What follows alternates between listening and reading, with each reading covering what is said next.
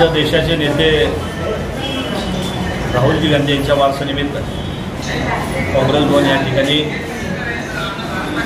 आमचे महाराष्ट्रात सुशीलकुमार शिंदे व खासदार प्रणिती शिंदे यांच्या मार्गदर्शनाखाली आम्ही वेगवेगळे कार्यक्रम घेत असतो। आज राहुलजी गांधींच्या वारसानिमित्त शहर काँग्रेस भवन या ठिकाणी त्यांचा वाढदिवस साजरा करण्यात आला। आम्ही सिद्धेश्वरला प्रार्थना करतो की त्यांना एक लढण्याची शक्ती देव, या देशाला तोडायचं आणि भारतीय जनता पार्टी ज्या पद्धतीने तानाशाही हुकुमशाही देशामध्ये आणू पाहते ते रोखण्याकरता राहुलजी गांधी यांना देवाने ताकद द्यावी।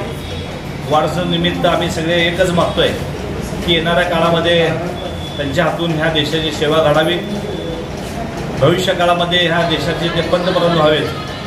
त्यांच्या वाढदिवसानिमित्त शहर काँग्रेसच्या वतीने आम्ही अशीच अपेक्षा व्यक्त करतो।